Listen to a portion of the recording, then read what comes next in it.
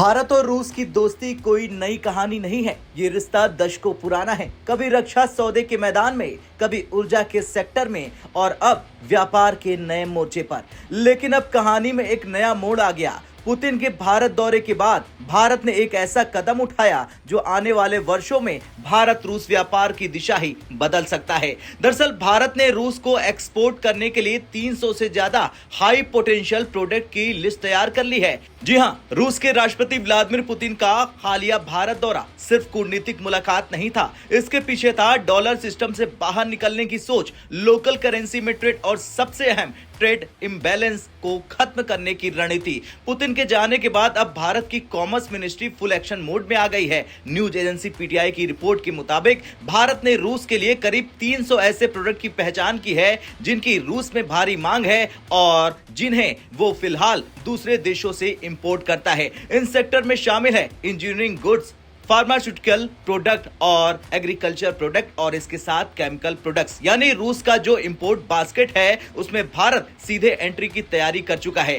भारत अभी कितना एक्सपोर्ट करता है ये जान लीजिए। दरअसल आंकड़ों के मुताबिक भारत फिलहाल इन कैटेगरी के प्रोडक्ट में रूस को सिर्फ 1.7 बिलियन डॉलर का एक्सपोर्ट करता है, जबकि रूस इन्हीं कैटेगरी में 37.4 बिलियन डॉलर का इंपोर्ट करता है। अंतर देखिए, भारत के लिए करीब 35 बिलियन डॉलर का इंपोर्ट गैप।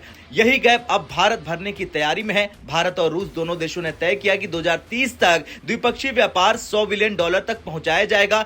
लेकिन जब तक भारत का एक्सपोर्ट नहीं बढ़ेगा, ट्रेड बैलेंस सुधरेगा ही नहीं। और इसी वजह से 300 प्रोडक्ट की ये लिस्ट भारत की सबसे बड़ी एक्सपोर्ट स्ट्रेटजी बन चुकी है। एक बड़ा सच ये भी है कि भारत का रूस के साथ मौजूदा ट्रेड डेफिसिट करीब 59 बिलियन डॉलर है। जितना ज्यादा भारत रूस को सामान भेजेगा, शिपमेंट बढ़ेगी, लोकल करेंसी पे पेमेंट होगा, उतना ही ये ट्रेड डेफिसिट घटता जाएगा। अब सवाल उठता है कि ट्रेड डेफिसिट इतना ज्यादा क्यों है? दरअसल इसका सीधा जवाब है क्रूड ऑयल। आंकड़े देखिए, साल 2020 में रूस से भारत का इंपोर्ट 5.94 बिलियन डॉलर, 2024 में बढ़कर ये 64.24 बिलियन डॉलर हो गया और इसमें सिर्फ क्रूड ऑयल का हिस्सा 57 बिलियन डॉलर का है।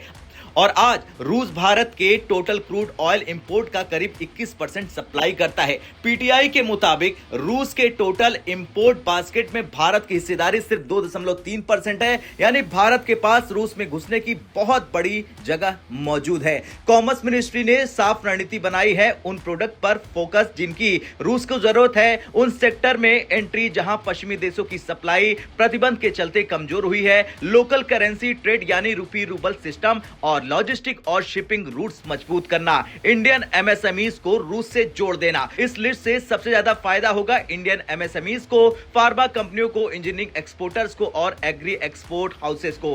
अब भारत सिर्फ कच्चा माल नहीं, वैल्यू एडेड प्रोडक्ट रूस को भेजेगा। इस पूरी कवायद से अमेरिका और यूरोप को एक साफ संदेश जाता है कि भारत अपने राष्ट्रीय हितों पर कोई समझौता नहीं करेगा और मल्टीपोलर वर्ल्ड में अपनी जगह खुद बनाएगा। खैर, पुतिन के जाने के बाद भारत ने सिर्फ बातें नहीं की, एक ठोस प्लान बनाया, 300 प्रोडक्ट की लिस्ट तैयार की और एक्सपोर्ट बढ़ाने की दिशा में बड़ा कदम उठाया। अब सवाल सिर्फ एक है, भारत इन 300 प्रोडक्ट में कितनी तेजी से रूस के बाजार में जगह बना पाता है। अगर यह प्लान सफल होता है तो भारत रूस व्यापार इतिहास रच देगा।